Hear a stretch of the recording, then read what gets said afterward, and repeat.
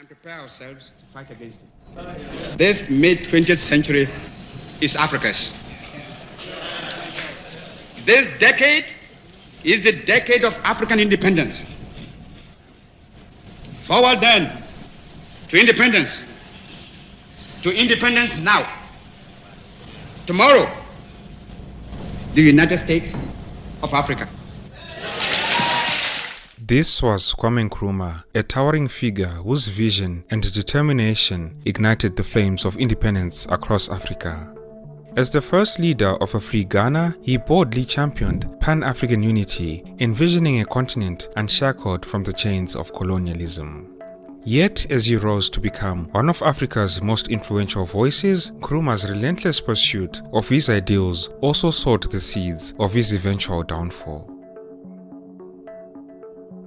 Kwame Nkrumah was born in the village of Nkroful, located in Zimaland, an area in the southwestern part of what was then the Gold Coast colony. During that era, it was common not to keep official records of births, which has left some uncertainty regarding his exact date of birth. Nevertheless, Nkrumah himself later estimated that he was most likely born on Saturday, September 18, 1909.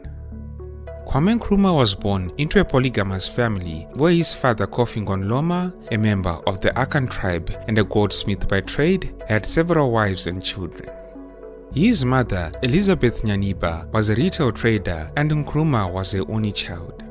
At birth, his father named him Kofi and later he was baptized as Francis.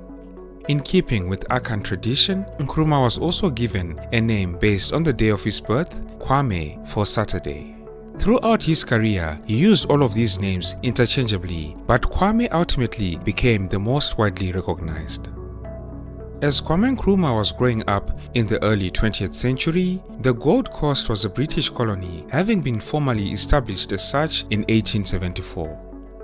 The Gold Coast, being rich in resources like cocoa and gold, became a key economic asset for Britain. The British invested in infrastructure such as railways, roads, and ports in order to facilitate the extraction and export of these resources. However, this development primarily served colonial interests, with profits largely benefiting British companies and the colonial administration rather than the local population.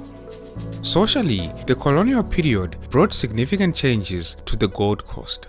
For instance, Western education was promoted, especially in coastal areas, leading to the emergence of a small but influential educated elite. In his